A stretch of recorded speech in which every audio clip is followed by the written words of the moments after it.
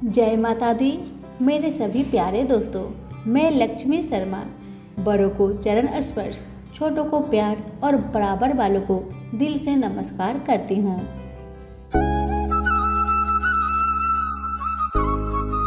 आज आप सुनेंगे सातों बारों की कहानी।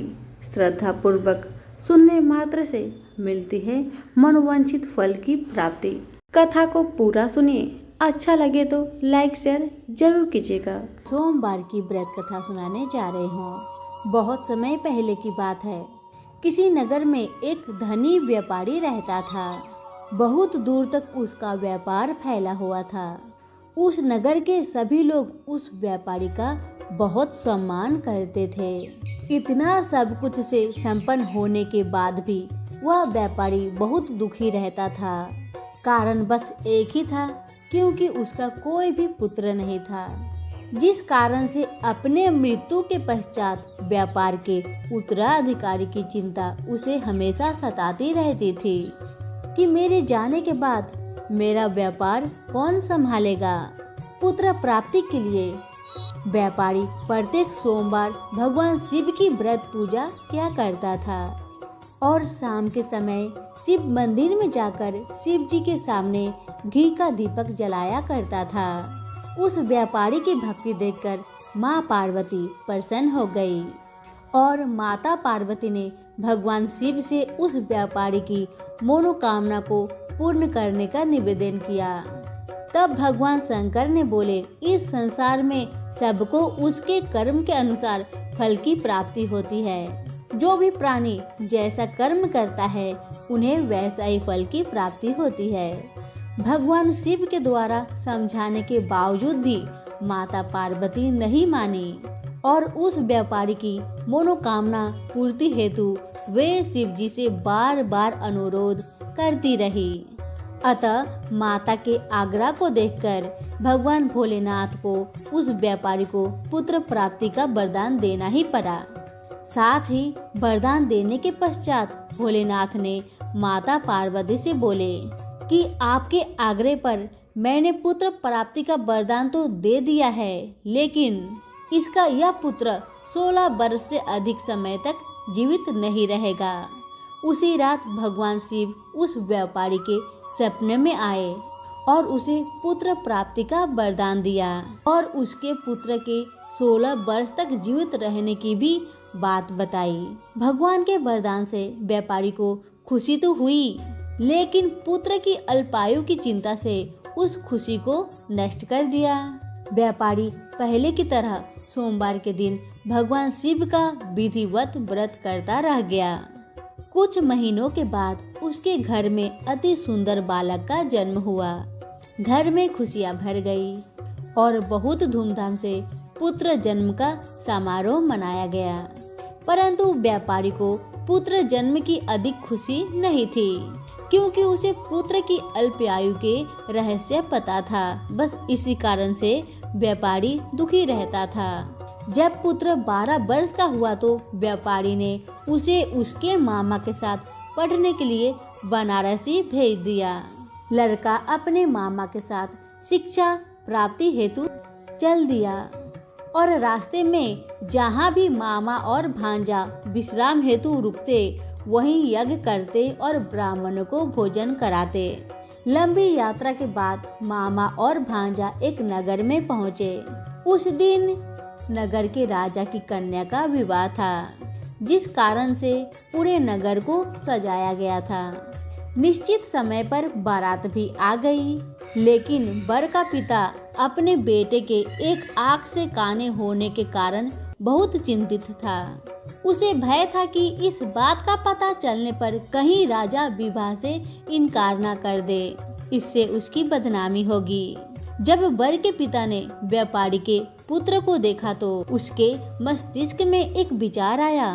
उसने सोचा कि क्यों न इस लड़के को दुल्हा बनाकर राजकुमारी से विवाह करा दूं और विवाह के बाद इसको धन देकर विदा कर दूंगा और राजकुमारी को अपने नगर ले जाऊंगा। वर के पिता ने लड़के के मामा से इस संबंध में बात की और मामा ने धन मिलने के लालच में वर के पिता की सारी बात मान ली। अब व्यापारी के पुत्र को दूल्हे का वस्त्र पहनाकर राजकुमार से विवाह कर दिया गया और राजा ने राजकुमारी को बहुत सारा धन देकर विदा किया। शादी के बाद लड़का जब राजकुमारी के साथ लौट रहा था तो वह सच को छिपा नहीं सका और उसने राजकुमारी के ओढ़नी पर लिख दिया कि राजकुमारी, तुम्हारा विवाह मेरे साथ हुआ था और मैं तो बनारसी पढ़ने के लिए जा रहा हूँ और अब तुम्हें जिस नव युवक की पत्नी बनना पड़ेगा वह कान्हा है।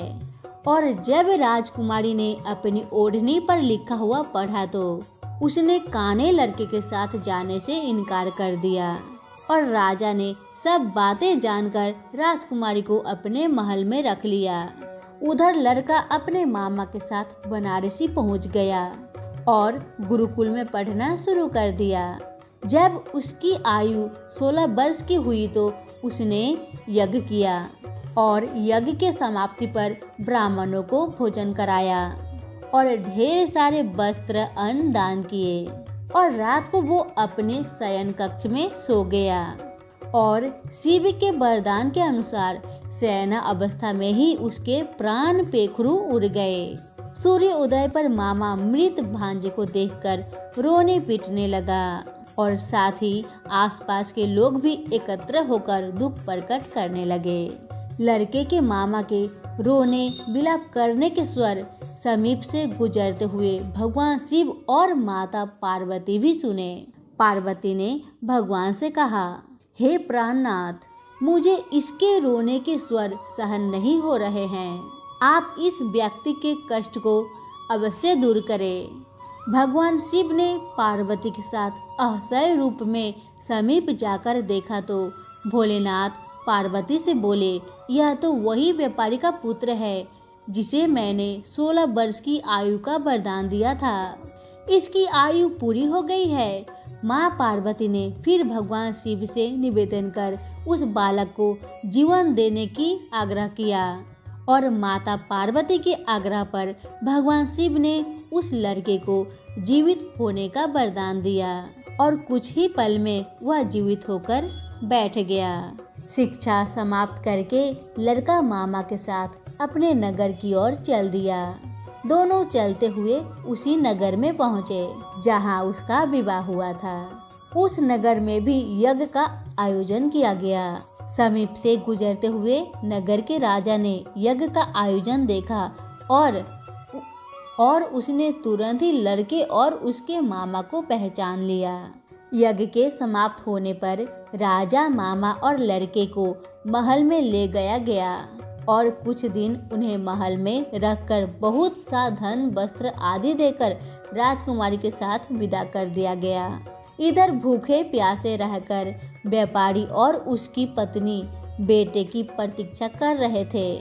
उन्होंने प्रतिज्ञा कर रखी थी कि यदि उन्हें अपने बेटे की मृत्यु का समाचार मिला तो दोनों अपने प्राण त्याग देंगे। परंतु जैसे ही उसने बेटे के जीवित वापस लौटने का समाचार सुना तो वह बहुत खुश हुए। उनका खुशी का कोई भी ठिकाना ना रहा। वह अपने पत्नी और मित्रों के साथ नगर के द्वार पर पहुंचा। अपने बेटे के विवाह का समाचार सुनकर पुत्र वधू राजकुमारी को देखकर उसकी खुशी का ठिकाना ना रहा। उसी रात भगवान शिव ने व्यापारी के सपने में आकर कहा, हे श्रेष्ठी, मैंने तेरे सोमवार के व्रत करने और व्रत कथा सुनने से प्रसन्न होकर तेरे पुत्र को लंबी आयु प्रदान किया है।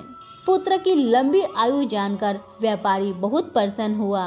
सोमवार का व्रत करने से व्यापारी के घर में खुशियां लौट आई। शास्त्रों में लिखा है कि जो स्त्री पुरुष सोमवार का विधिवत व्रत करते हैं और व्रत कथा सुनते हैं उनकी सभी इच्छाएं पूर्ण होती है। हे गौरी शंकर, जैसे आपने उस व्यापारी पर अपनी कृपा बरसाई वैसे सब पर बरसाना। जय हो भोलेनाथ की।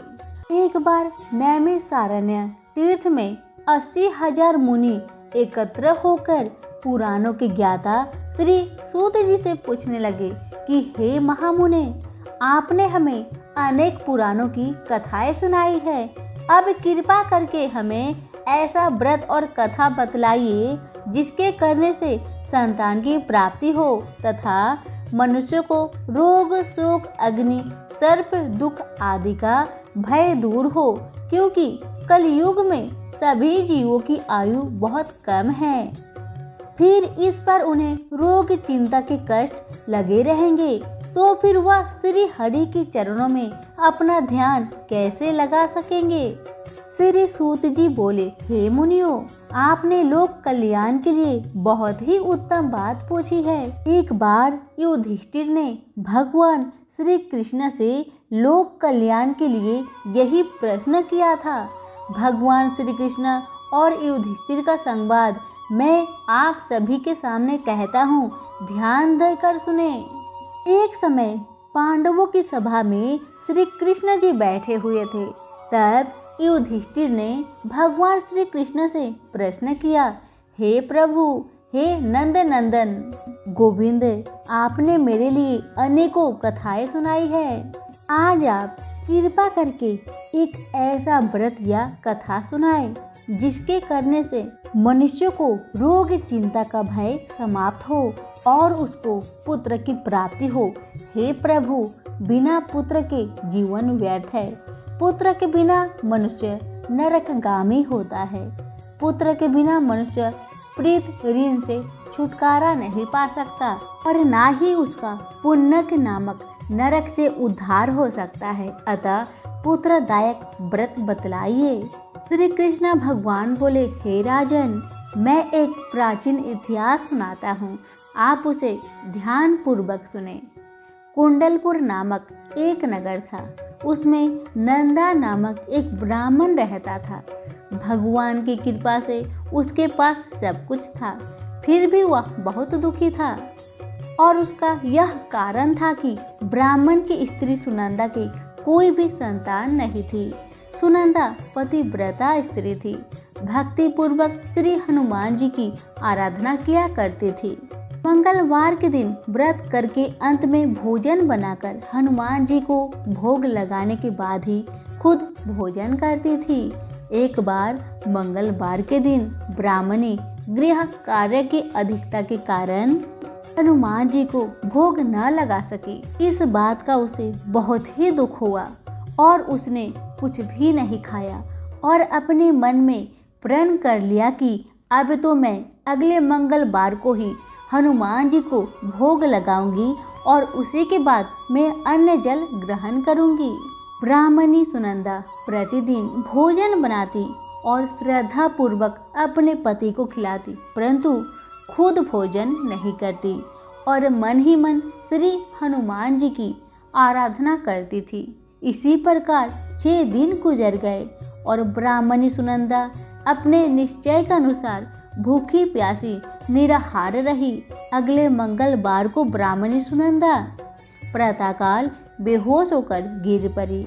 ब्राह्मणी सुनंदा की इस असीम भक्ति के प्रभाव से श्री हनुमान जी बहुत प्रसन्न हुए और प्रकट होकर बोले, सुनंदा, मैं तेरी भक्ति से बहुत प्रसन्न हूँ, तू उठ और वर मांग।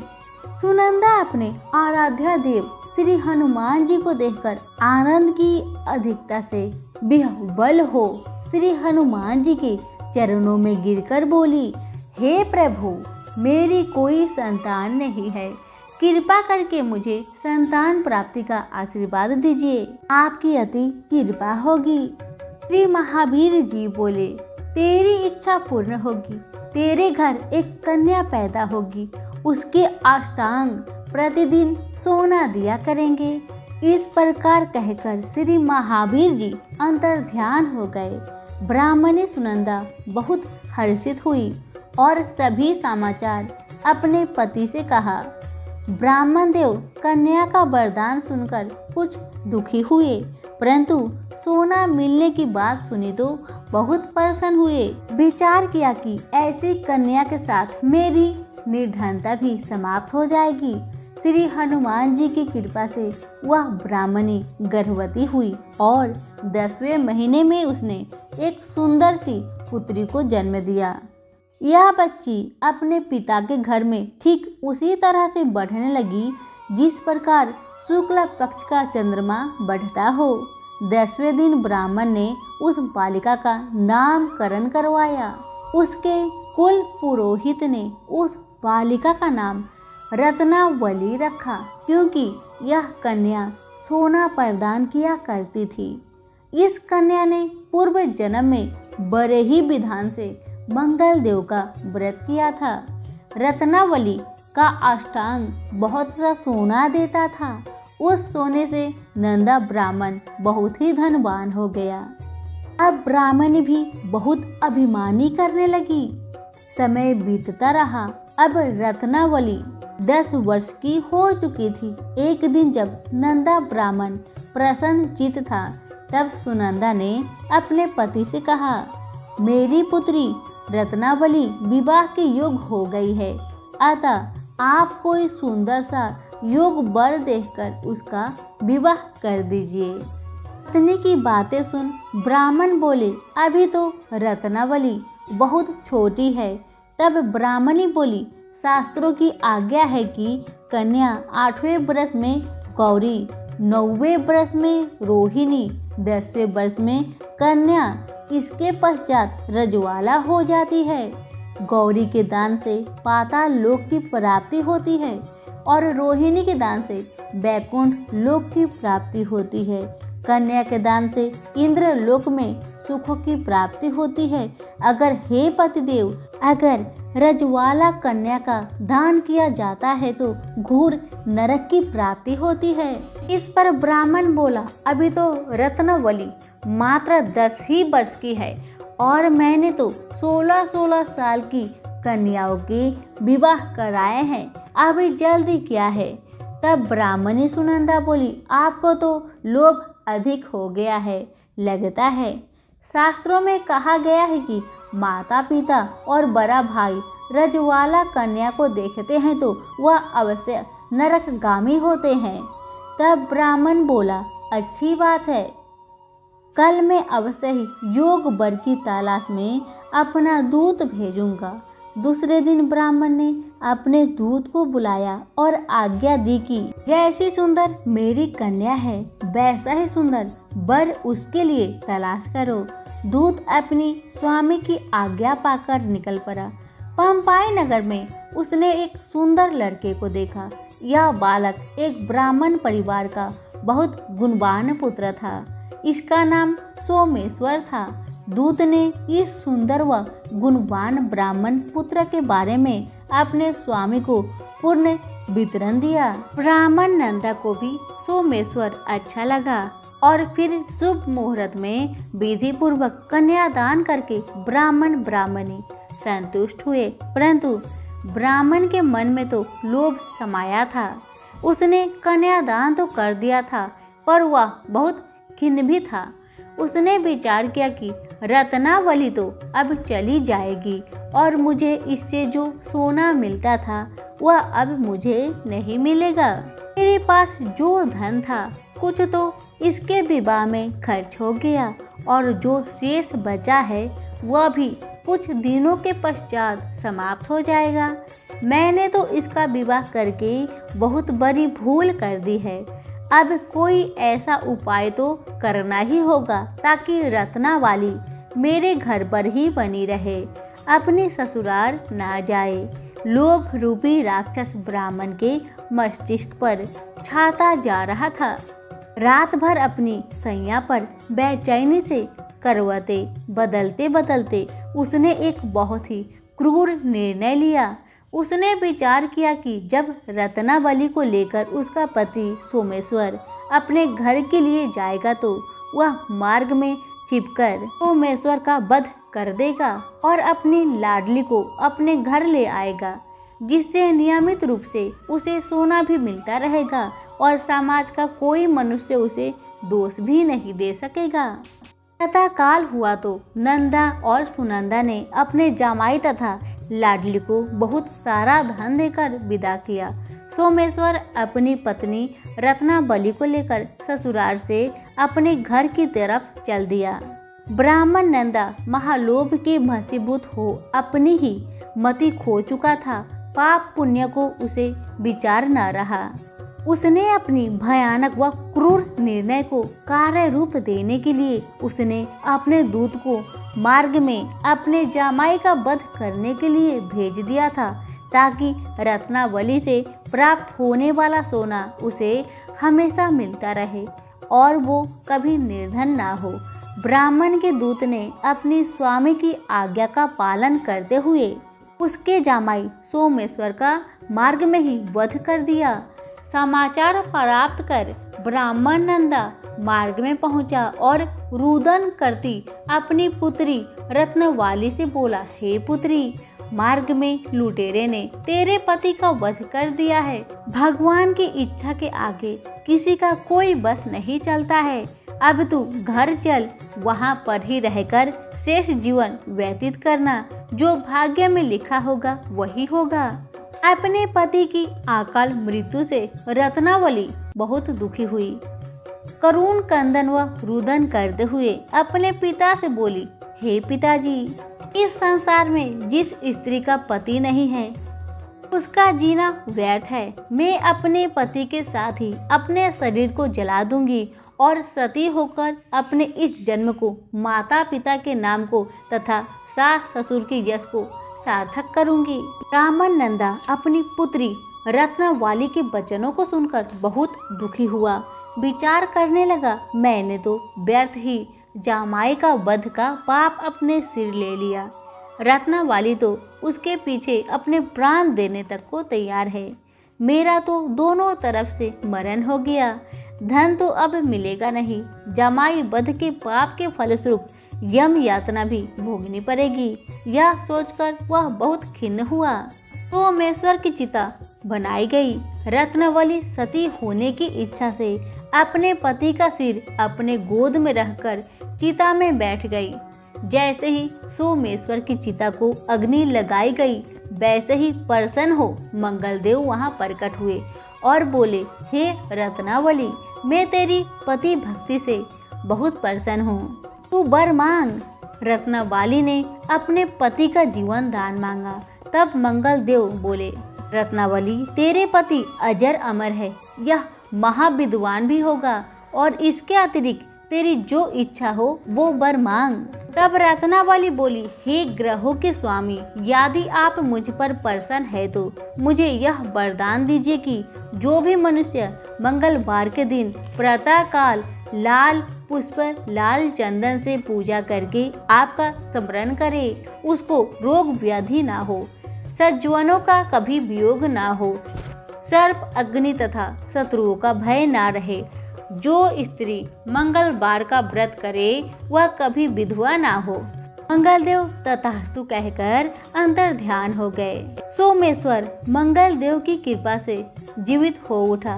रत्नावली अपने पति को पुनः प्राप्त कर बहुत प्रसन्न हुई और मंगलदेव का व्रत प्रत्येक मंगलवार को करके व्रतराज और मंगलदेव की कृपा से इस लोक में सुख ऐश्वर्य को भोगते हुए अंत में अपने पति के साथ स्वर्ग लोक को गई।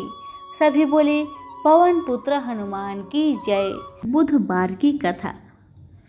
एक समय की बात है कि साहूकार अपने पत्नी को लाने के लिए अपने ससुराल गया। कुछ दिन रहने के बाद उसने अपनी पत्नी के साथ अपने घर आने की सोची। दुर्भाग्य से उस दिन बुधवार का दिन था।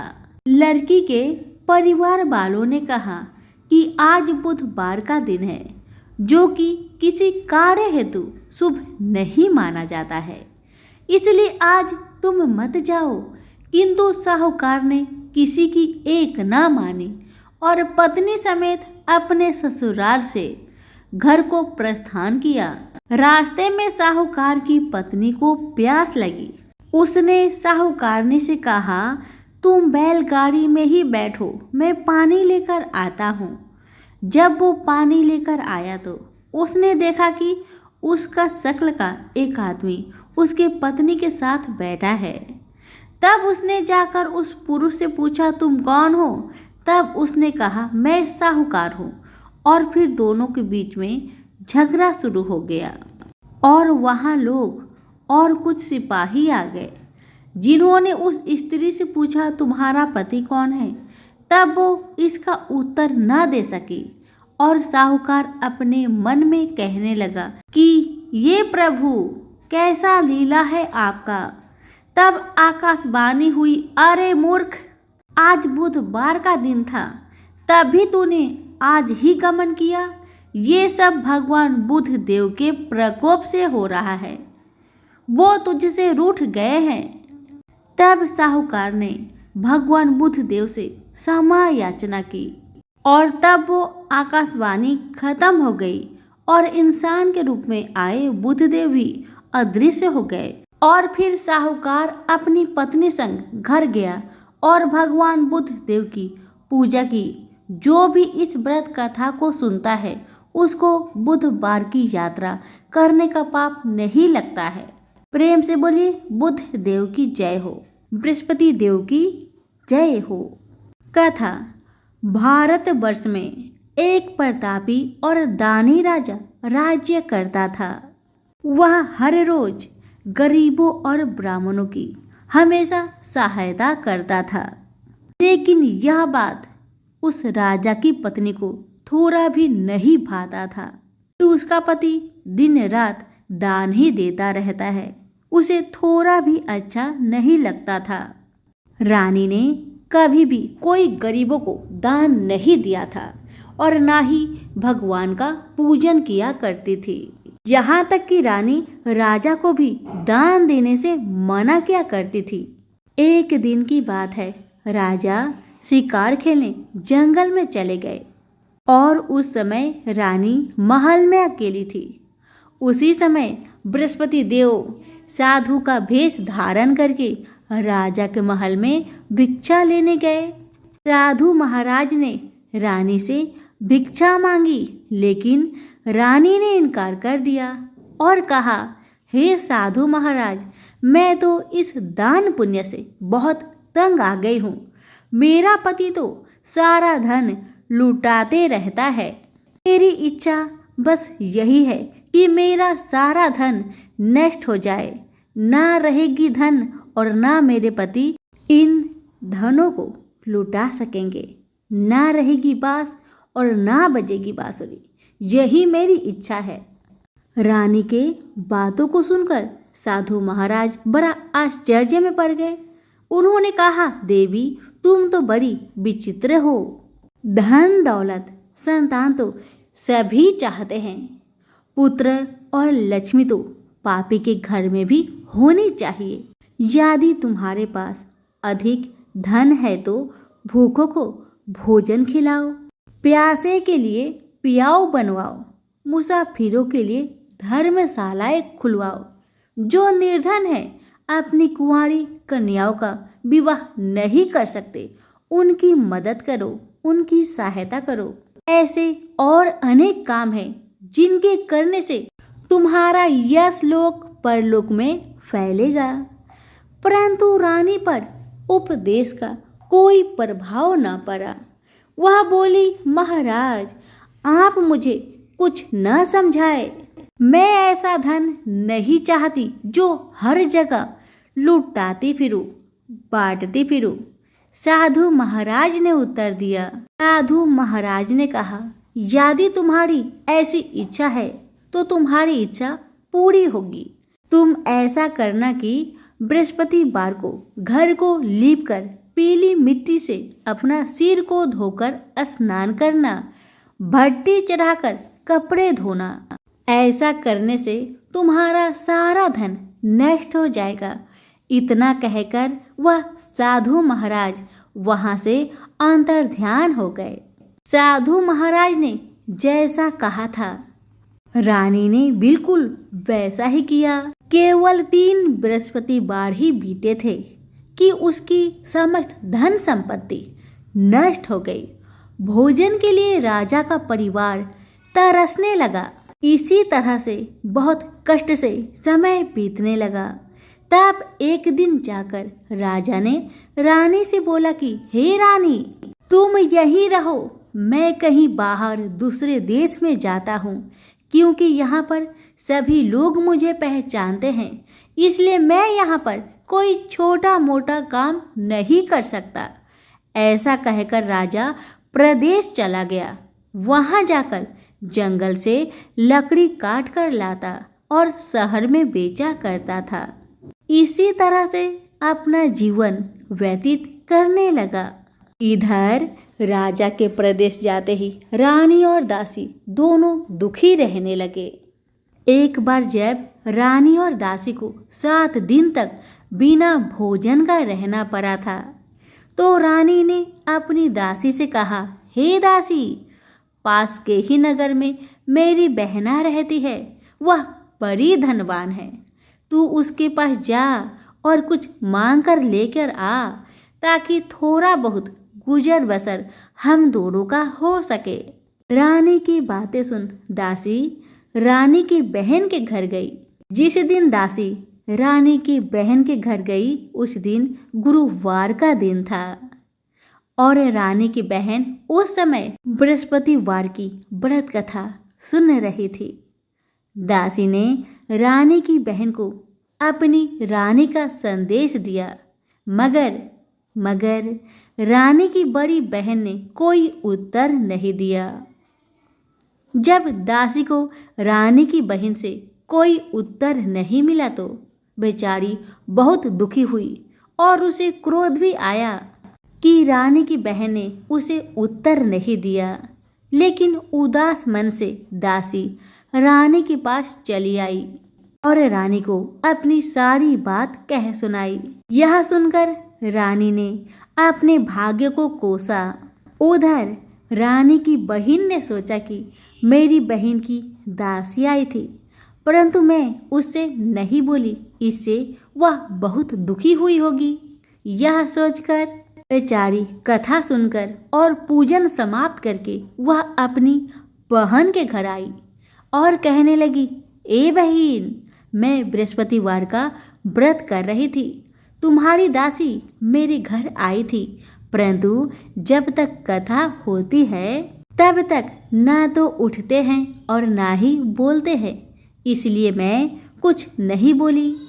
कहो दासी, क्यों आई थी? दासी ने कुछ नहीं कहा, मगर रानी बोली, बहन, तुमसे क्या छिपाऊं? हमारे घर में खाने तक को अनाज नहीं था। ऐसा कहते कहते रानी की आंखें भर आई। उसने दासी समेत पिछले 7 दिनों से भूखे रहने तक की बात अपनी बहन को विस्तार पूर्वक कह सुनाई। रानी की बात सुनकर रानी की बहन ने कहा, देखो बहन, भगवान बृहस्पति देव सबकी मनोकामना को पूर्ण करते हैं। देखो, शायद तुम्हारे घर में कहीं अनाज रखा हो। पहले तो रानी को इस बात का थोड़ा भी भरोसा नहीं हुआ, पर बहन के आग्रह करने पर उसने अपनी दासी को घर के अंदर भेजा तो सचमुच अनाज से भरा एक घड़ा मिल गया। यह देखकर दासी को बड़ा हैरानी हुई। अब दासी कहने लगी रानी से, हे रानी, जब हमको भोजन नहीं मिलता तब हम क्या करते थे? व्रत ही तो करते थे। इसलिए क्यों ना इनसे व्रत की कथा और विधि पूछ ली जाए, ताकि हम भी व्रत कर सके। दासी की बात मानकर रानी ने अपने बहन से बृहस्पतिवार की व्रत के बारे में पूछा। उसकी बहन ने बताया, बहन, बृहस्पतिवार के व्रत में चने की दाल और मुनक्का से विष्णु भगवान का केले के जड़ में पूजन करे और दीपक जलाए और कथा भी सुने और पीला भोजन ही करना चाहिए। इससे बृहस्पति देव प्रसन्न होते हैं। व्रत का पूजन और विधि बताकर रानी की बहन अपने घर को लौट आई। जब 7 दिन के बाद गुरुवार आया तो रानी और दासी ने गुरुवार का व्रत रखा। घुड़सार में जाकर चना और गुड़ लेकर आई, फिर उससे केले की जड़ में तथा विष्णु भगवान का पूजन किया। पर अब परेशानी यह थी कि पीला भोजन कहाँ से आए। इस बात को लेकर दोनों बहुत दुखी थे। चूंकि उन्होंने व्रत रखा था, इसलिए बृहस्पति देव उनसे प्रसन्न थे, इसलिए वे ही एक साधु महाराज का रूप धारण करके 2 थालों में सुंदर पीला भोजन दासी को दे आए। भोजन पाकर दासी बहुत प्रसन्न हुई और फिर रानी के साथ मिलकर भोजन ग्रहण किया और उसके बाद वे सभी गुरुवार को व्रत और पूजन करने लगी। बृहस्पति भगवान की कृपा से उनके पास फिर से धन संपत्ति आ गई, परंतु रानी फिर से पहले की तरह आलस्य करने लगी। तब दासी बोली, देखो रानी, तुम पहले भी इस प्रकार आलस्य करती थी, तुम्हें धन रखने में कष्ट होता था, इस कारण तुम्हारा सभी धन नष्ट हो गया और अब जब भगवान बृहस्पति की कृपा से धन मिला है तो तुम्हें फिर से आलस्य होता है।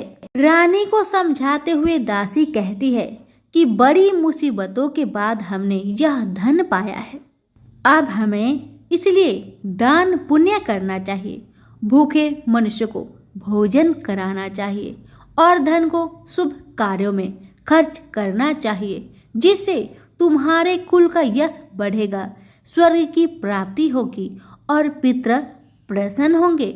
दासी की बात मानकर रानी अपना धन शुभ कार्य में खर्च करने लगी, जिससे पूरे नगर में रानी का यश फलने लगा। बृहस्पतिवार व्रत कथा के बाद श्रद्धा के साथ आरती की जानी चाहिए, इसके बाद प्रसाद बांटकर उसे ग्रहण करना चाहिए। एक दिन राजा दुखी होकर जंगल में एक पेड़ के नीचे आसन जमाकर बैठ गया। वह अपनी दशा को याद करके व्याकुल होने लगा। बृहस्पतिवार का दिन था। एकाएक उसने देखा कि निर्जन वन में एक साधु महाराज प्रकट हुए। वह साधु वेश में स्वयं बृहस्पति देव थे। लकड़हारे के सामने आकर बोले, हे लकड़हारे, इस सुनसान जंगल में तू चिंता मग्न क्यों बैठा है? इसका क्या कारण है, मुझे बताओ। लकड़हारे ने दोनों हाथ जोड़कर प्रणाम किया और उत्तर दिया, महाराज जी, आप सब कुछ जानते हैं, आप तो अंतर्यामी है, मैं आपसे क्या कहूँ। यह कहकर रोने लगा और साधु को अपनी आत्मकथा सुनाने लगा। महाराज जी ने कहा, तुम्हारी स्त्री ने बृहस्पतिवार के दिन बृहस्पति भगवान का निरादर किया है, जिसके कारण रुष्ट होकर उन्होंने तुम्हारी यह दशा कर दी। अब तुम चिंता को दूर करके मेरे कहने पर चलो तो तुम्हारे सब कष्ट दूर हो जाएंगे और भगवान पहले से भी अधिक संपत्ति देंगे। तुम बृहस्पति के दिन कथा किया करो। 2 पैसे के चने मुनक्का लाकर उनका प्रसाद बनाओ और शुद्ध जल से लोटे में शक्कर मिलाकर अमृत तैयार करो। कथा के पश्चात अपने सारे परिवार और सुनने वाले प्रेमियों में अमृत व प्रसाद बांटकर आप भी ग्रहण करो। ऐसा करने से भगवान तुम्हारी सब मनोकामनाएं पूरी करेंगे। साधु महाराज के ऐसे वचन सुनकर लकड़हारा बोला, हे प्रभु, मुझे लकड़ी बेचकर इतना पैसा नहीं मिलता जिससे मैं भोजन के उपरांत कुछ भी बचा सकूं। मैंने रात्रि में सपने में अपनी स्त्री को व्याकुल देखा है। मेरे पास कुछ भी नहीं जिससे मैं उसकी खबर मंगा सकूं। साधु ने कहा, हे लकड़हारे, तुम किसी बात की चिंता मत करो। बृहस्पति के दिन तुम रोजाना की तरह लकड़ियां लेकर शहर को जाओ। तुमको रोज से दुगुना धन प्राप्त होगा, जिससे तुम भली भांति भोजन कर लोगे तथा बृहस्पति भगवान की पूजा का सामान भी आ जाएगा। इतना कहकर साधु महाराज अंतर ध्यान हो गए। धीरे धीरे समय बीतने लगा, पर फिर वही बृहस्पतिवार का दिन आया। लकड़हारा जंगल से लकड़ी काटकर किसी शहर में बेचने गया। उसे उस दिन से और दिन से अधिक पैसा मिला। राजा ने चना गुड़ आदि लाकर गुरुवार का व्रत किया। उस दिन से उसके सभी कलेश दूर हुए। परंतु जब दोबारा गुरुवार का दिन आया तो बृहस्पतिवार का व्रत करना भूल गया। इस कारण बृहस्पति भगवान नाराज हो गए। उस दिन उस नगर के राजा ने विशाल यज्ञ का आयोजन किया तथा शहर में यह घोषणा करा दी कि कोई भी मनुष्य अपने घर में भोजन न बनाए, न आग जलाए। समस्त जनता मेरे यहाँ भोजन करने आए। इस आज्ञा को जो नहीं मानेगा उसे फांसी की सजा दी जाएगी। इस तरह की घोषणा संपूर्ण नगर में करवा दी गई। राजा की आज्ञा अनुसार शहर के सभी लोग भोजन करने गए, लेकिन लकड़हारा कुछ देर से पहुंचा, इसलिए राजा उसको अपने साथ घर ले गए और ले जाकर भोजन कराया। तो रानी की दृष्टि उस खूंटी पर पड़ी जिस पर उसका हार लटका हुआ था। वह वहां पर दिखाई नहीं दिया। राजा ने निश्चय किया कि मेरा हार इस मनुष्य ने चुरा लिया है। उसी समय सिपाहियों को बुलाकर उसको कारागार में डलवा दिया गया। जब लकड़हारा कारागार में पड़ गया और बहुत दुखी होकर विचार करने लगा कि न जाने कौन से पूर्व जन्म के कर्म से मुझे यह दुख प्राप्त हो रहा है, और उसी साधु को याद करने लगा जो जंगल में मिला था। उसी समय तत्काल बृहस्पति देव साधु के रूप में प्रकट हुए और उसकी दशा को देखकर कहने लगे, अरे मूर्ख, तूने बृहस्पति देव की कथा नहीं करी, इस कारण तुझे दुख प्राप्त हुआ है।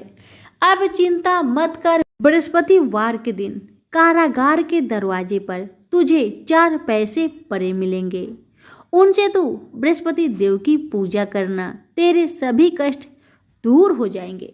बृहस्पतिवार के दिन उसे 4 पैसे मिले, जैसे साधु महाराज ने बताया था। तब लकड़हारे ने उन पैसे से बृहस्पति देव की पूजन की और कथा कही।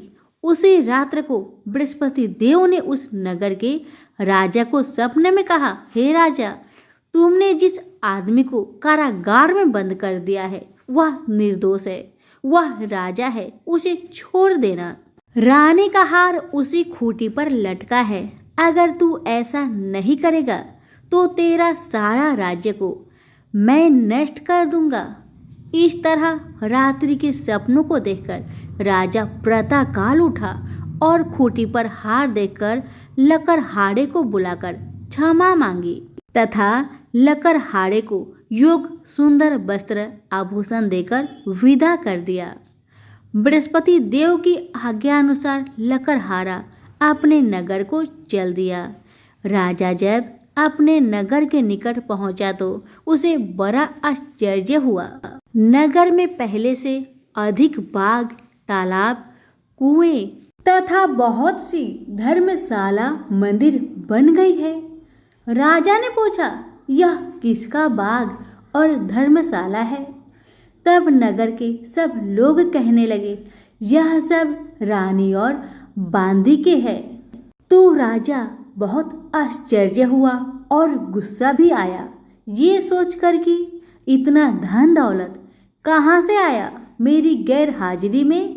जब रानी ने यह खबर सुना कि राजा आ रहे हैं तो उन्होंने बांदी से कहा कि हे दासी, देख, राजा हमको कितनी बुरी हालत में छोड़कर गए थे। हमारी ऐसी हालत देखकर वह लौट न जाए, इसलिए तू दरवाजे पर खड़ी हो जा। आज्ञा अनुसार दासी दरवाजे पर खड़ी हो गई।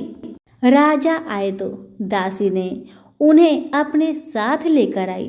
तब राजा ने क्रोध करके अपनी रानी से पूछा कि यह धन तुम्हें कैसे प्राप्त हुआ? तब उन्होंने कहा, हमें ये सब धन बृहस्पति देव के इस व्रत के प्रभाव से प्राप्त हुआ है। राजा ने निश्चय किया कि 7 रोज बाद तो सभी बृहस्पति देव का पूजन करते हैं, परंतु मैं प्रतिदिन में 3 बार कहानी तथा रोज व्रत किया करूंगा। अब हर समय राजा के दुपट्टे में चने की दाल बंधी रहती तथा दिन में 3 बार कहानी कहता। एक रोज राजा ने विचार किया कि चलो अपनी बहन के यहाँ हो आते हैं। इस तरह निश्चय कर राजा घोड़े पर सवार हो अपनी बहन के यहाँ को चलने लगा। मार्ग में उसने देखा कि कुछ आदमी एक मुर्दे को ले जा रहे थे। राजा ने उन्हें रोककर कहा, अरे भाइयों, मेरी बृहस्पति देव की कथा सुन लो। सभी लोग कहने लगे, हमारा तो आदमी मर गया है, तुमको अपनी कथा की पड़ी है। परंतु एक आदमी बोला, अच्छा तुम कहो, मैं तुम्हारी कथा सुनूंगा। राजा ने दाल निकाली और जब कथा आधी हुई थी कि मुर्दा हिलने लगा और जब कथा समाप्त हो गई तो राम राम करके मनुष्य उठकर खड़ा हो गया। आगे मार्ग में उसे एक किसान का खेत में हल चलाता मिला। राजा ने उसे देख और उससे बोला, अरे भाई, तुम मेरी बृहस्पतिवार की कथा सुन लो। किसान बोला, जब तक मैं तेरी कथा सुनूंगा तब तक 4 हड़ैया जोत लूंगा। जा अपनी कथा किसी और को सुनाना। इस तरह राजा आगे चलने लगा। राजा के हटते ही बैल पछाड़ खाकर गिर गए तथा किसान के पेट में बड़ी जोर का दर्द होने लगा। उस समय उस किसान की माँ अपने बेटे के लिए रोटी लेकर आई। उसने यह सब देखा तो अपने पुत्र से सब हाल पूछा, तो बेटे ने सभी हाल माँ को सुना दिया। अब तो बुढ़िया माई दौड़ी दौड़ी उस घोड़ सवार के पास गई और उनसे बोली कि मैं तेरी कथा सुनूंगी, तू अपनी कथा मेरी खेत पर चलकर कहना। राजा ने बूढ़ी माई के खेत पर जाकर कथा कही, जिससे सुनते ही वह बैल उठकर खड़ा हो गया तथा किसान के पेट का दर्द भी ठीक हो गया। राजा अपनी बहन के घर पहुंचा। बहन ने अपनी भाई की खूब खातिरदारी की। दूसरे रोज प्रातःकाल राजा जागा तो वह देखने लगा कि सब लोग भोजन कर रहे हैं। राजा ने अपनी बहन से कहा, ऐसा कोई मनुष्य है जिसने भोजन नहीं किया हो और जो मेरी बृहस्पतिवार की कथा सुन ले। बहन बोली, हे भैया, यह देश ऐसा ही है कि पहले यहाँ लोग भोजन करते हैं, बाद में अन्य काम करते हैं। अगर कोई पड़ोस में हो तो देख आओ। वह ऐसा कहकर देखने चली गई, परंतु उसे कोई ऐसा व्यक्ति नहीं मिला जिसने भोजन ना किया हो। आता वह एक कुम्हार के घर गई जिसका लड़का बीमार था। उसे मालूम हुआ कि उनके यहाँ 3 रोज से किसी ने भोजन नहीं किया है। रानी ने अपने भाई की कथा सुनने के लिए कुम्हार से कहा। वह तैयार हो गया। राजा ने जाकर बृहस्पतिवार की कथा कही, जिसको सुनकर उसका लड़का ठीक हो गया। अब तो राजा की प्रशंसा होने लगी। एक रोज राजा ने अपनी बहन से कहा कि हे बहन, हम अपने घर को जाएंगे, तुम भी तैयार हो जाओ। राजा की बहन ने अपनी सास से कहा। सासू माँ ने कहा, हाँ चली जाओ, परंतु अपने लड़के को मत ले जाना, क्योंकि तेरा भाई का कोई औलाद नहीं है। बहन ने अपने भैया से कहा, हे भैया, मैं तो चलूंगी पर कोई बालक नहीं जाएगा। राजा बोला, जब कोई बालक नहीं चलेगा तब तुम ही क्या करोगी जाके। बड़े दुखी मन से राजा अपने नगर को लौट आया। राजा ने अपनी रानी से कहा, हम निर्वंशी है, हमारा मुंह देखने का धर्म नहीं है और कुछ भोजन आदि नहीं किया। रानी बोली, हे प्रभु, बृहस्पति देव ने हमें सब कुछ दिया है, वह हमें औलाद अवश्य देंगे, आप भरोसा रखें। उसी रात को बृहस्पति देव ने राजा से सपने में कहा, हे राजा, उठ, तुम सभी सोच को त्याग दे, तेरी रानी गर्भ से है। राजा यह बात सुनकर बड़े प्रसन्न हुए। रानी के गर्भ से 9वें महीने में एक सुंदर पुत्र ने जन्म लिया। तब राजा बोला, हे रानी, स्त्री बिना भोजन के रह सकती है, पर बिना कहे नहीं रह सकती। जब मेरी बहन आए तुम उससे कुछ मत कहना। रानी ने सुनकर हाँ कर दिया। जब राजा की बहन ने यह शुभ समाचार सुना तो बहुत प्रसन्न हुई तथा बधाई लेकर अपने भाई के यहाँ आई। तभी रानी ने कहा, घोड़ा चढ़कर तो नहीं आई, गधा चढ़ी आई। रानी की यह बात सुन राजा की बहन बोली, भाभी, मैं इस प्रकार न कहती तो तुम्हें औलाद कैसे मिलती। बृहस्पति देव ऐसे ही हैं, जैसी जिसकी मन में कामनाएं हैं सभी को पूर्ण करते हैं। जो सद्भावना पूर्वक बृहस्पतिवार का व्रत करता है एवं कथा पढ़ता है अथवा सुनता है या दूसरों को सुनाता है, बृहस्पति देव उसकी सभी मनोकामना पूर्ण करते हैं। और भगवान बृहस्पति देव सबकी सदैव रक्षा करते हैं। संसार में जो मनुष्य सद्भावना से भगवान का पूजन व्रत सच्चे हृदय से करते हैं तो उसकी सभी मनोकामनाएं पूरी जरूर करते हैं। जैसी सच्ची भावना से रानी और राजा ने उनकी कथा का गुणगान किया तो उनकी सभी इच्छाएं बृहस्पति देव जी ने पूर्ण किया। इसलिए पूर्ण कथा सुनने के बाद प्रसाद लेकर जाना चाहिए। हृदय से उसका मनन करते हुए जयकारा बोलना चाहिए। तो सभी प्रेम से बोलिए, बृहस्पति देव की जय हो।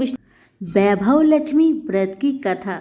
कहते हैं कि माँ वैभव लक्ष्मी की कथा को श्रद्धा पूर्वक सुनने से आपकी सारी परेशानियां समाप्त हो जाती है और मन वांछित फल की प्राप्ति होती है। इसलिए कथा को पूरा सुने। अच्छी लगे तो लाइक शेयर जरूर करें। कथा शुरू करने से पहले सभी प्रेम से बोलिए, वैभव लक्ष्मी माता की जय हो। कथा। किसी गांव में अनेक लोग रहा करते थे और सभी अपने अपने कामों में मग्न रहते थे। किसी को किसी का चिंता फिक्र परवाह था ही नहीं, सब अपने से ही मतलब रखते थे। इसी कारण से भजन कीर्तन, भक्ति भाव, दया माया, परोपकार जैसे संस्कार कम हो गए। उस गांव में बुराइयां बढ़ गई थी। शराब, जुआ, रेस, व्यभिचार, चोरी डकैती वगैरह बहुत गुना शहर में होता रहता था। इसके बावजूद उस गांव में कुछ अच्छे लोग भी रहा करते थे। ऐसे ही लोगों में शीला और उनके पति की गृहस्थी मानी जाती थी। शीला बहुत धार्मिक प्रवृत्ति की थी और उसका स्वभाव संतोषी था। उनका पति भी विवेकी और सुशील था। शीला और उसका पति कभी किसी की बुराई नहीं किया करते थे और प्रभु भजन में अच्छी तरह समय व्यतीत करते थे। शहर के लोग उनकी गृहस्थी की सराहना करते थे। देखते ही देखते दिन बीतने लगा, समय बदल गया। शीला का पति बूढ़े लोगों से दोस्ती कर बैठा। अब होना क्या था वो तो हम सभी जानते हैं। अच्छे संगति का असर हमेशा अच्छा ही होता है, बुरा संगति का असर हमेशा बुरा ही होता है। इसलिए हमें हमेशा अच्छे संगति से संगत रखना चाहिए, बुरे से नहीं। अब जब शीला का पति बूढ़े लोगों से दोस्ती कर बैठा, अब वह जल्द से जल्द करोड़पति बनने का ख्वाब देखने लगा। इसलिए वह गलत रास्ते पर चल पड़ा। फलस्वरूप वह रोडपति बन गया। कहा जाता है ना, लालच बुरी बला है, इसलिए लालच नहीं करना चाहिए। अपना ईमानदारी और मेहनत से आगे बढ़ना चाहिए। अब जब शीला का पति रोडपति बन गया, यानी रास्ते पर भटकते भिखारी जैसी उसकी हालत हो गई थी। शराब, जुआ, रेस, चरस, गांजा वगैरह बुरी आदतों में शीला का पति भी फंस चुका था। दोस्तों के साथ उसे भी शराब की आदत बुरी तरह लग गई थी। इस प्रकार उसने अपना सब कुछ रेस जुए में गंवा दिया। अब तो शीला अपने पति के बर्ताव से बहुत दुखी रहने लगी, किंतु उसे भगवान पर भरोसा था कि सब कुछ ठीक हो जाएगा। यही सोचकर वह अपने पति के बुरे बर्ताव को सहने लगी। शीला अपना अधिकांश समय प्रभु की भक्ति में बिताने लगी। अचानक एक दिन दोपहर को उनके द्वार पर किसी ने दस्तक दिया। शीला ने द्वार खोलकर देखा कि एक माजी खड़ी थी। उनके चेहरे पर अलौकिक तेज निखर रहा था। उनकी आंखों में से मानो अमृत की वर्षा हो रहा था। उनका भव्य चेहरा करुणा और प्यार से छलक रहा था। उनको देखते ही शीला के मन में अपार शांति छा गई। सारी चिंता मिट गई। शीला के रोम रोम में आनंद छा गया। शीला उस माजी को आदर के साथ अपने घर ले आई। दुख का बात यह था कि शीला के घर में बैठाने के लिए कुछ भी नहीं था कि माजी को किस पर बैठाया जाए। बेचारी यह सोच विचार के उसने एक सकुचाकर एक फटी हुई चादर पर उनको बिठाया और शीला ने कहा, माजी, मेरे घर में और कुछ भी नहीं है जो मैं आपको बैठा सकूं, इसलिए माँ मुझे माफ करना, मैं आपको फटी हुई चादर पर बैठा रही हूँ। माँ तो शीला की बातों से मंद मंद मुस्कुरा रही थी। माँ तो शीला की हर कहानी को जानती थी कि उसका पति उसके साथ कैसा व्यवहार कर रहा है। बेचारी कितने दुख में है। शीला के बातें सुन माजी प्रेम भरी शब्दों से बोली, शीला, क्यों मुझे तुमने पहचाना नहीं? हर शुक्रवार को लक्ष्मी जी के मंदिर में भजन कीर्तन के समय मैं ही तो वहाँ आती हूँ। इसके बावजूद शीला कुछ नहीं समझ पा रही थी। फिर माजी ने कहा, तुम बहुत दिनों से मंदिर नहीं आ रही हो, अतः मैंने सोचा चलो मैं ही देख लेती हूँ। माजी के अति प्रेम भरे शब्दों से शीला का हृदय पिघल गया। उसकी आंखों में आंसू आ गए और वह बिलख बिलख कर जोर जोर से रोने लगी। शीला को रोते देखकर माजी ने कहा, बेटी, सुख और दुख तो धूप और छाव जैसे होते हैं। धैर्य रखो बेटी, धैर्य रखो। और तुझे क्या परेशानी है, मुझे सारी परेशानी बता दे। माजी के व्यवहार से शीला को काफी संबल मिला और सुख की आस में उसने माजी को अपनी सारी दुख की कहानी सुना दी। कहानी सुनकर माजी ने कहा, कर्म की गति न्यारी होती है। हर इंसान को अपने कर्म भुगतने ही पड़ते हैं। इसलिए बेटी, तू चिंता मत कर, अब तू कर्म भुगत चुकी है। अब तुम्हारे सुख के दिन अवश्य आएगी। तू माँ लक्ष्मी जी की भक्त है। माँ लक्ष्मी जी तो प्रेम और करुणा की अवतार है। वे अपनी भक्तों पर हमेशा ममता छिड़कती है।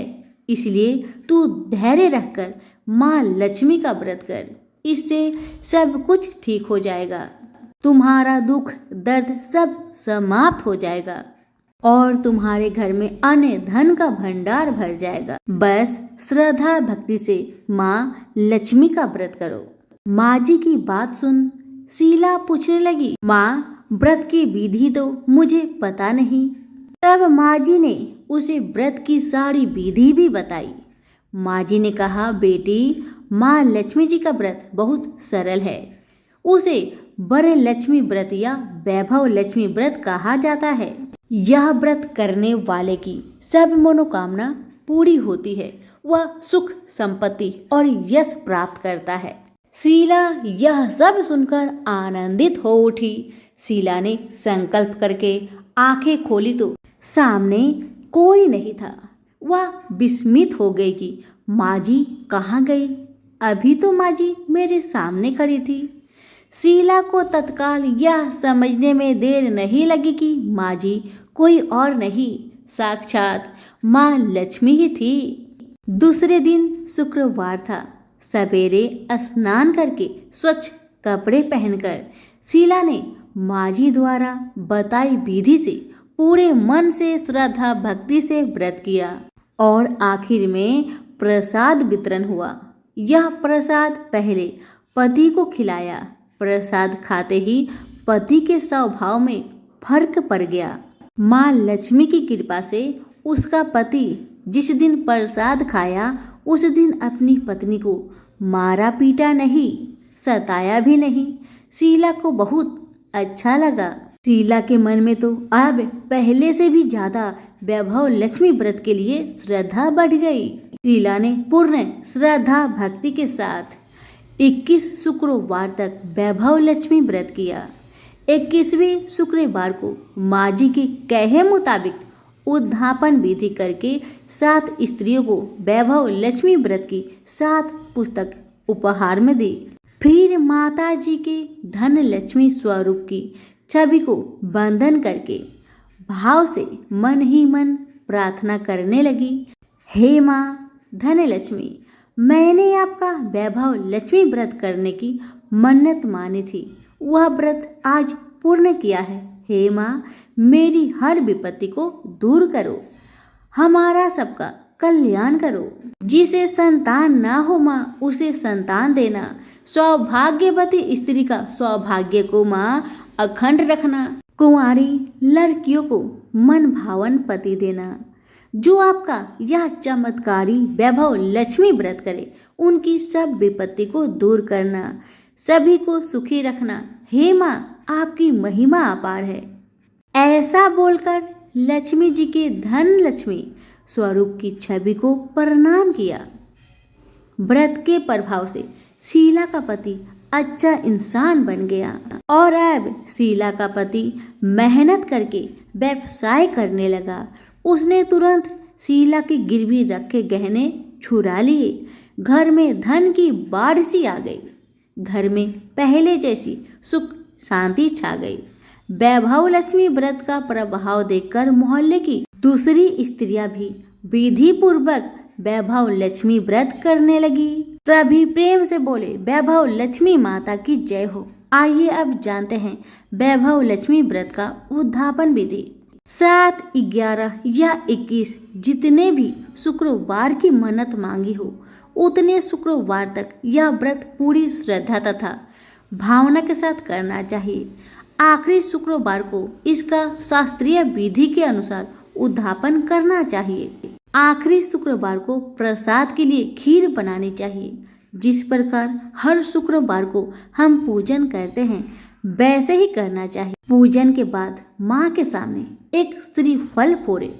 फिर कम से कम 7 कुंवारी कन्या या सौभाग्यशाली स्त्रियों को कुमकुम का तिलक लगाकर माँ वैभव लक्ष्मी व्रत कथा की किताब की एक प्रति उपहार में देनी चाहिए और सबको खीर का प्रसाद देना चाहिए।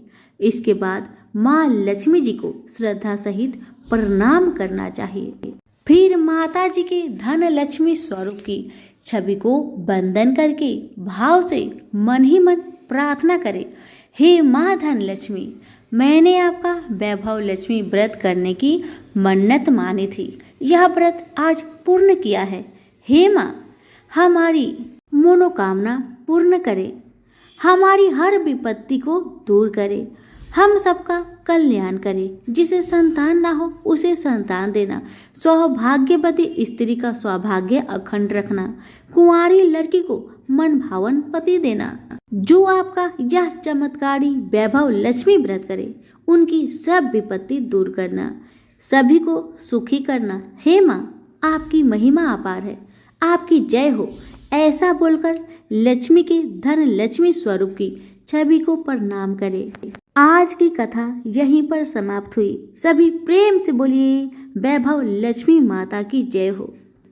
आइए अब सुनते हैं वैभव लक्ष्मी माता की आरती। ओम वैभव लक्ष्मी माता, मैया वैभव लक्ष्मी माता, भक्तों के हित करनी, भक्तों के हित करनी, सुख वैभव के दाता, ओम वैभव लक्ष्मी माता। लक्ष्मी माँ का नाम जो लेता सुख संपत्ति पाता, मैया सुख संपत्ति पाता। दुख दरिद्र मिटाता, दुख दरिद्र मिटाता, वंचित फल पाता। ओम वैभव लक्ष्मी माता, मैया वैभव लक्ष्मी माता। भक्तों के हित करनी, भक्तों के हित करनी, सुख वैभव की दाता। ओम वैभव लक्ष्मी माता। लक्ष्मी माता तू जग माता, जग पालक रानी, मैया जग पालक रानी। हाथ जोड़ गुण गाते, हाथ जोड़ गुण गाते, जग के सबे प्राणी। ओम जय वैभव लक्ष्मी माता, मैया वैभव लक्ष्मी माता। भक्तों के हित करनी, भक्तों के हित करनी, सुख वैभव दाता। ओम वैभव लक्ष्मी माता। हे माँ तेरी शरण में जो आता, तेरी भक्ति पाता, मैया तेरी भक्ति पाता, मैया तेरी भक्ति पाता। माँ तेरी ममता पाके, माँ तेरी ममता पाके, अंत स्वर्गे जाता। ओम वैभव लक्ष्मी माता, मैया वैभव लक्ष्मी माता। भक्तों के हित करनी, भक्तों के हित करनी, सुख वैभव की दाता। ओम वैभव लक्ष्मी माता, ओम वैभव लक्ष्मी माता, मैया वैभव लक्ष्मी माता। भक्तों के हित करनी, भक्तों के हित करनी, सुख वैभव की दाता। ओम वैभव लक्ष्मी माता, ओम वैभव लक्ष्मी माता। प्रेम से बोले वैभव लक्ष्मी माता की जय। एक समय स्वर्गलोक में सबसे बड़ा कौन है? इस प्रश्न पर 9 ग्रहों में वाद विवाद हो गया। विवाद इतना बढ़ गया कि परस्पर भयंकर युद्ध की स्थिति बन गई। निर्णय के लिए सभी देवता देवराज इंद्र के पास पहुँचे और बोले, हे देवराज, आपको निर्णय करना होगा कि हम में से सबसे बड़ा कौन है। देवताओं का प्रश्न सुन देवराज इंद्र उलझन में पड़ गए। इंद्र बोले, मैं इस प्रश्न का उत्तर देने में असमर्थ हूँ। हम सभी पृथ्वी लोक में उज्जैनी नगरी में राजा विक्रमादित्य के पास चलते हैं। देवराज इंद्र सहित सभी ग्रह उज्जैनी नगरी पहुँचे। महल में पहुंचकर जब देवताओं ने उनसे अपना प्रश्न पूछा तो राजा विक्रमादित्य भी कुछ देर के लिए परेशान हो उठे, क्योंकि सभी देवता अपनी अपनी शक्तियों के कारण महान थे। किसी को भी छोटा या बड़ा कह देने से उनके क्रोध के प्रकोप से भयंकर हानि पहुंच सकती थी। अचानक राजा विक्रमादित्य को एक उपाय सूझा और उन्होंने विभिन्न धातुओं का स्वर्ण, रजत, कांसा, तांबा, सीसा, रांगा, जस्ता, अब्रक व लोहे के 9 आसन बनवाए। धातुओं को गुणों के अनुसार सभी आसनों को एक दूसरे के पीछे रखवाकर उन्होंने देवता को अपने अपने सिंहासन पर बैठने को कहा। देवताओं के बैठने के बाद राजा विक्रमादित्य ने कहा, आपका निर्णय तो स्वयं हो गया। जो सबसे पहले सिंहासन पर विराजमान है वही सबसे बड़े हैं। राजा विक्रमादित्य के निर्णय को सुनकर शनि देवता ने सबसे पीछे का आसन पर बैठने का कारण अपने को छोटा जानकर क्रोधित होकर कहा, राजा विक्रमादित्य, तुमने मुझे सबसे पीछे बैठाकर मेरा अपमान किया है। तुम मेरी शक्तियों से परिचित नहीं हो। मैं तुम्हारा सर्वनाश कर दूंगा। शनि ने कहा, सूर्य एक राशि पर 1 महीने, चंद्रमा 2.25 दिन, मंगल 1.5 महीने, बुध और शुक्र 1 महीने, बृहस्पति 13 महीने रहते हैं, लेकिन मैं किसी राशि पर 7.5 वर्ष तक रहता हूँ। बड़े बड़े देवताओं को मैंने अपने प्रकोप से पीड़ित किया है। राम को 7.5 के कारण ही वन में जाकर रहना पड़ा और रावण को 7.5 के ही कारण युद्ध में मृत्यु का शिकार बनना पड़ा। राजा, अब तू भी मेरे प्रकोप से नहीं बच सकेगा। इसके बाद अन्य ग्रहों के देवता तो प्रसन्नता के साथ चले गए, परंतु शनिदेव बड़े क्रोध के साथ वहां से विदा हुए। राजा विक्रमादित्य पहले की तरह ही न्याय करते रहे। उनके राज्य में सभी स्त्री पुरुष बहुत आनंद से जीवन यापन कर रहे थे। कुछ दिन ऐसे ही बीत गए। उधर शनि देवता अपने अपमान को भूले नहीं थे। विक्रमादित्य से बदला लेने के लिए एक दिन शनि देव ने घोड़े के व्यापारी का रूप धारण किया और बहुत से घोड़े के साथ उज्जैनीय नगरी पहुँचे। राजा विक्रमादित्य ने राज्य में किसी घोड़े के व्यापारी की आने का समाचार सुना तो अपने आश्वपाल को कुछ घोड़े खरीदने के लिए भेजा। घोड़े बहुत कीमती थे। अश्वपाल ने जब वापस लौटकर इस संबंध में बताया तो विक्रमादित्य ने स्वयं आकर एक सुंदर व शक्तिशाली घोड़े को पसंद किया। घोड़े की चाल देखने के लिए राजा उस घोड़े पर सवार हुए तो वह घोड़ा बिजली की गति से तेज दौड़ा। तेजी से दौड़ता घोड़ा राजा को दूर एक जंगल में ले गया और फिर राजा को वहां गिराकर जंगल में ही कहीं गायब हो गया। राजा अपने नगर को लौटने के लिए जंगल में भटकने लगा, लेकिन उन्हें लौटने का कोई रास्ता नहीं मिला। राजा को भूख प्यास लगाई। बहुत घूमने पर उसे एक चरवाहा मिला। राजा ने उससे पानी मांगा। पानी पीकर राजा ने उस चरवाहे को अपनी अंगूठी दी। फिर उससे रास्ता पूछकर वह जंगल में निकलकर पास के नगर में पहुंचा। राजा ने एक सेठ की दुकान पर बैठकर कुछ देर आराम किया। उस सेठ ने राजा से बातचीत की तो राजा ने उसे बताया कि मैं उज्जैनी नगरी से आया हूँ। राजा के कुछ देर दुकान पर बैठने से सेठ जी की बहुत बिक्री हुई। सेठ ने राजा को बहुत भाग्यवान समझा और खुश होकर उसे अपने घर भोजन के लिए ले आया। सेठ के घर में सोने का एक हार खूंटी पर लटका हुआ था।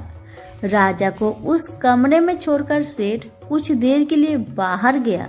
तभी एक आश्चर्यजनक घटना घटी। राजा के देखते ही देखते सोने की हार उस खूंटी ने निगल गई। सेठ ने कमरे में लौटकर हार को गायब देखा तो चोरी का संदेह राजा पर ही गया, क्योंकि उस कमरे में राजा ही अकेले बैठा था।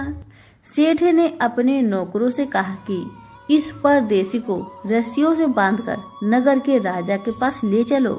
राजा ने विक्रमादित्य से हार के बारे में पूछा तो उसने बताया कि उसके देखते ही देखते खूंटी ने हार को निगल लिया था।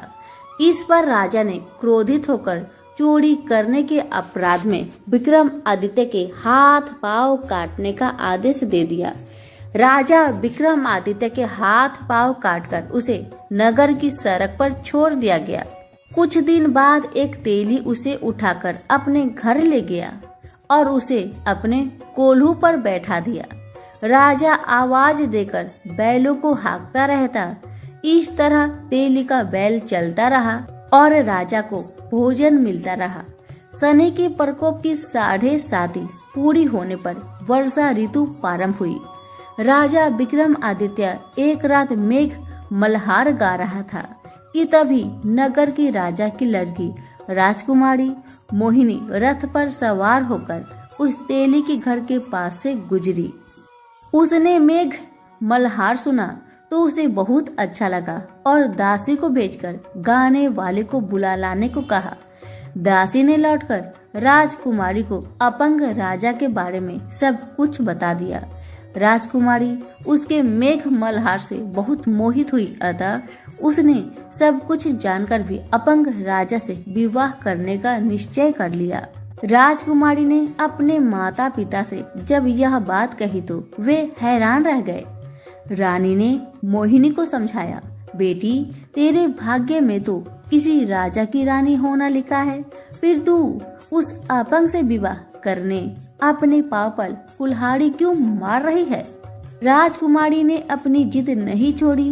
अपनी जिद पूरी कराने के लिए उसने भोजन करना छोड़ दिया और प्राण त्याग देने का निश्चय कर दिया। आखिर राजा रानी को विवश होकर अपंग विक्रमादित्य से राजकुमारी का विवाह करना पड़ा। विवाह के बाद राजा विक्रमादित्य और राजकुमारी तेली के घर में रहने लगे। उसी रात सपने में शनि देव ने राजा से कहा, राजा, मेरा प्रकोप देख लिया, मैंने तुम्हें अपने अपमान का दंड दिया है। राजा ने शनि देव से क्षमा करने को कहा और प्रार्थना की, हे शनि देव, आपने जितना दुख मुझे दिया है अन्य किसी को न देना। शनि देव ने कुछ सोचकर कहा, राजा, मैं तुम्हारी प्रार्थना स्वीकार करता हूँ।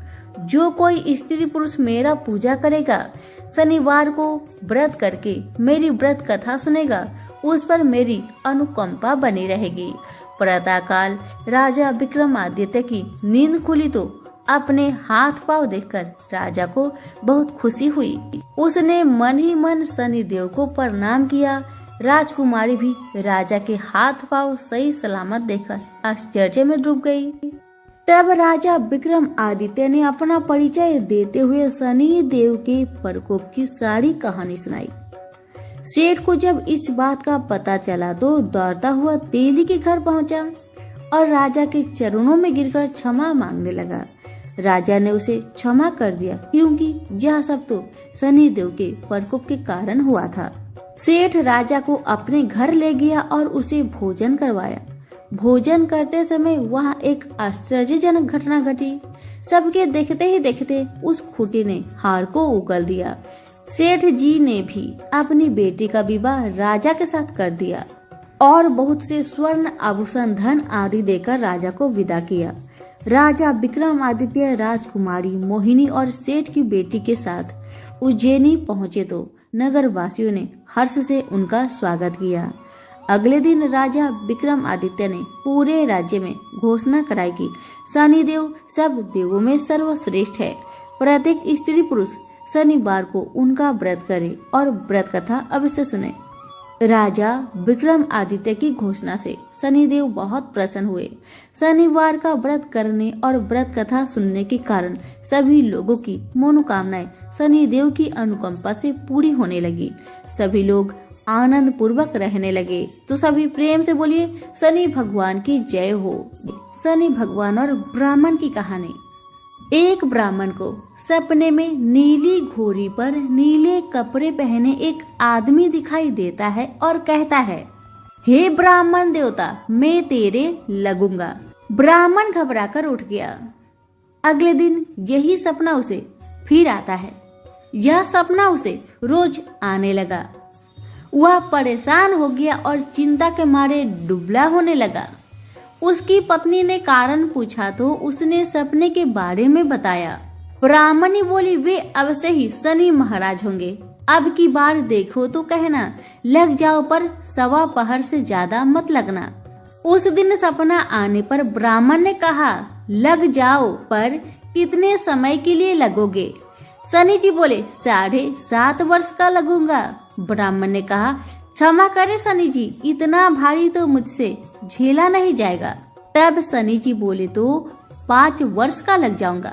ब्राह्मण बोला, ये भी मेरे लिए ज्यादा है। शनि जी बोले, 2.5 साल का लग जाऊं।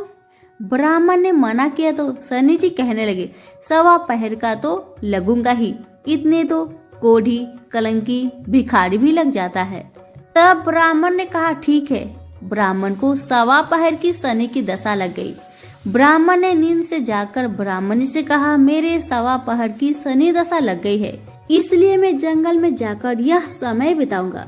मेरे लिए खाना पीने का सामान बांध दे। मेरे पीछे से किसी से लड़ाई झगड़ा ना हो, इसका ध्यान रखना। ज्यादातर घर में ही रहना। बच्चों का भी ध्यान रखना।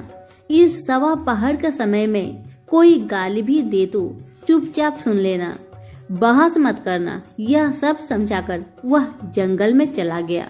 जंगल में ब्राह्मण एक पीपर के पेड़ के नीचे बैठ गया और हनुमान जी का पाठ करने लगा। एक पहर बीत गया। ब्राह्मण ने सोचा बाकी बचा समय रास्ते में बीत जाएगा, इसलिए वहां से चल दिया। रास्ते में एक बाड़ी में मतीरे लगे देखे। माली से एक मतीरा खरीदा, पोटली में बांधा और आगे बढ़ा।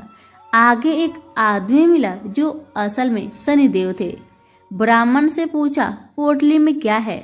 उसने कहा, मदिरा है। शनिदेव बोले, दिखाओ। उसमें राजकुमार का कटा हुआ खून से लथपथ सिर दिखा। शनिदेव ब्राह्मण को राजा के पास ले गए और कहा कि इस ब्राह्मण ने राजकुमार की हत्या कर दी है। उसके पास पोटली में राजकुमार का सिर है। राजा ने कहा, मैं यह नहीं देख सकता, इस ब्राह्मण को सूली पर चढ़ा दो। राजा के यहाँ हाहाकार मच गया। ब्राह्मण को सूली पर चढ़ाने से पहले पूछा गया कि उसकी कोई आखिरी इच्छा हो तो बताए। ब्राह्मण ने सोचा कि किसी तरह 1.25 पहर पूरा करना होगा। उसने कहा, वह रोज बालाजी की कथा सुनता है। मरने से पहले अंतिम बार बालाजी का कथा सुनना चाहता हूँ। ब्राह्मण को कथा सुनाने का प्रबंध किया गया। कथा कहते कहते 1.25 पहर पूरा हो गया। शनि की दशा टलते ही राजकुमार शिकार खेलकर लौटा हुआ दिखाई दिया। राजकुमार को आता देख राजा बहुत खुश हुआ, लेकिन उसे निर्दोष ब्राह्मण की हत्या का दोष लगने का डर सताने लगा। उसने तुरंत घुड़सवार सैनिकों को ब्राह्मण को आदर सहित ले आने के लिए भेजा। ब्राह्मण राज दरबार में आया तो राजा से क्षमा मांगी और पोटली दिखाने के लिए कहा। पोटली खोली तो उसमें मदिरा था। राजा ने इन सब के बारे में पूछा तो ब्राह्मण ने बताया, मुझे 1.25 पहर की शनिचर की दशा लगी थी, इस कारण से ही यह तमाशा हुआ। राजा ने पूछा, यह दशा कैसे टलती है? ब्राह्मण बोला, राजा, यह सेठ के लगे तो काला हाथी या काला घोड़ा दान करे, गरीब के लगे तो पीपल की पूजा करे। तब बोले, साचा शनिचर कहिए, जाके पाओ सादा ही पड़िए। शनि की कहानी सुने, तिल का तेल और काला उड़द दान करे, काले कुत्ते को तेल से चूपर कर रोटी खिलाए तो शनिचर की दशा उतर जाती है। राजा ने उसे मदिरा वापस दे दिया। घर आकर ब्राह्मण ने मदिरा काटा तो उसमें बीज की जगह हीरे मोती निकले। ब्राह्मणी ने पूछा, यह कहाँ से लाए? आप तो कह रहे थे शनि की दशा लगी है। ब्राह्मण ने कहा, जब दशा लगी थी तो यह मदिरा राजकुमार का सिर बन गया था। उतरती दशा के शनि जी निहार कर गए। हे शनि देवता, जैसे ब्राह्मण के शनि की दशा लगी वैसे किसी को ना लगे। सभी प्रेम से बोले, शनि देव की जय हो। किसी गांव में एक बूढ़ी माई रहती थी। रविवार के दिन गोबर से अपने घर को लिपना उस बूढ़ी माई का अटल नियम था। वह बूढ़ी माई रविवार के दिन भर उपवास रहकर शाम को अन्न निर्मित खाद्य तथा फल भगवान सूर्य देव को अर्पित करती तथा उस प्रसाद को सूर्य अस्त होने से पहले ही ग्रहण कर लेती थी। इसी तरह प्रतिदिन पूजा पाठ करने के कारण बुढ़िया का घर धन धान्य से भर गया। उस बुढ़िया के घर में हमेशा अन्न धन का भंडार भरा ही रहता था। यही सब देखकर पड़ोसन उससे जलने लगी और मन में सोचने लगी कि ये बुढ़िया मेरे गाय के गोबर से लीपने पोतने के कारण ही सुख समृद्धिशालिनी बन गई है। अब बुढ़िया की पड़ोसन अपनी गाय का गोबर बुढ़िया को नहीं देना चाहती थी, इसलिए वह अपनी गाय को घर के भीतर ही बांधे रखती थी और इसी कारण दूसरे रविवार के दिन अपना घर लीपने के लिए बुढ़िया गोबर ना पा सकी, इसलिए बड़ी असुविधा हुई। अपने नियम में बाधा पड़ने के कारण वह बूढ़ी माई बड़ी दुखी हुई।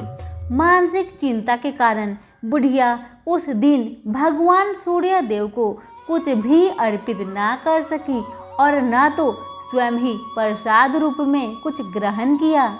शाम को वह भूखी प्यासी चिंतातुर होकर दुखी मन से सो गई। रात्रि में भगवान सूर्य नारायण ने उस बुढ़िया को सपने में दर्शन देकर कहते हैं, ए बूढ़ी माई, तेरा दुख का कारण क्या है, मुझे बताओ। तब बूढ़ी माई ने दुखी मन से कहा कि आज गोबर न मिलने के कारण मैं नियम अनुसार आपका पूजन न कर सकी। मेरा नियम तो भंग हो गया।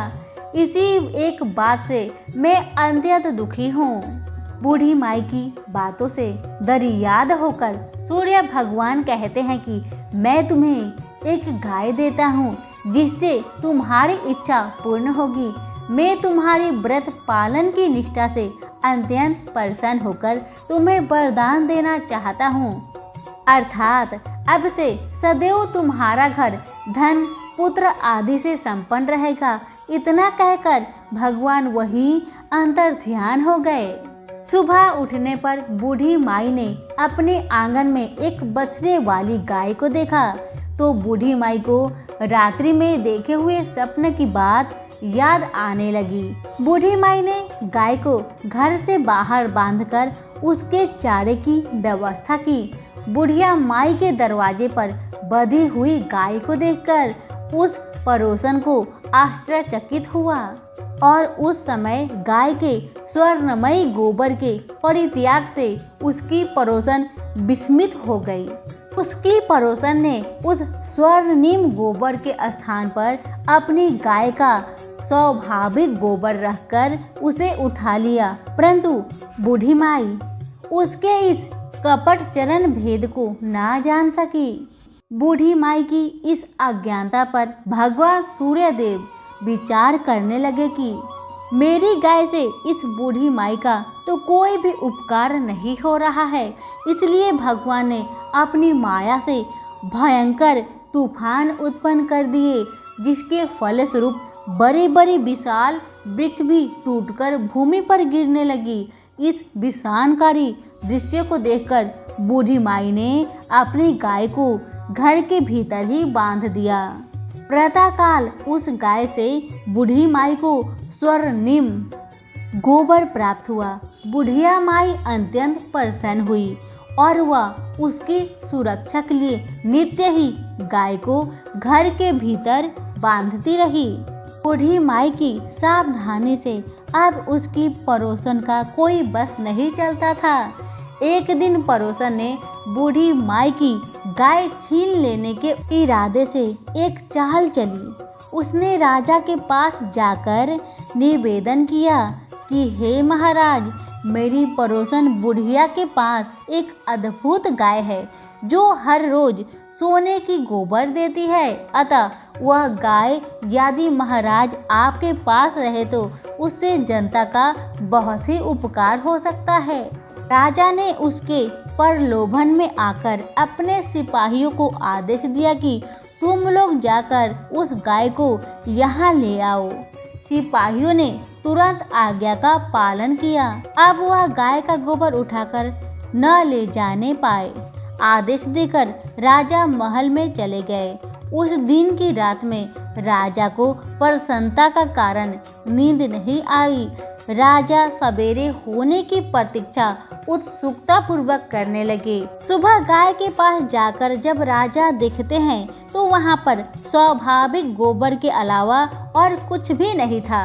ये देखकर राजा की क्रोध अग्नि भड़क उठी और उसने उसी समय बूढ़ी माई को बुलवाया और राजा ने उस बूढ़ी माई से पूछा, क्या तुम्हारी गाय सोने का गोबर देती है? इस बात की सूचना पर मैंने तुम्हारी गाय मंगवाई है, फिर क्या कारण है कि तुम्हारी गाय वैसा गोबर नहीं दे सकी? राजा की बात सुन बूढ़ी माई कहने लगी, महाराज, गाय के गोबर से घर लिपना मेरा नित्य नियम का काम है। मैं दिन भर व्रत रहकर सायंकाल भगवान सूर्य को नैवेद्य अर्पित कर उस प्रसाद को ग्रहण करती हूँ। मेरे पास जब अपनी गाय न थी तो मैं पड़ोसन के गोबर से घर लिपती थी। देव योग से गोबर के अभाव से मैं एक दिन अपने नियम का पालन न कर सकी। उसी दिन में रात्रि में भूखी ही सो गई और रात्रि में भगवान ने सपना देकर मुझे यह गाय प्रदान की है। मेरी इस सियालू पड़ोसन ने आपको सूचना देकर मेरी गाय मुझसे छिनवा ली है। गाय के संबंध में मैं बस इतना ही जानती हूँ।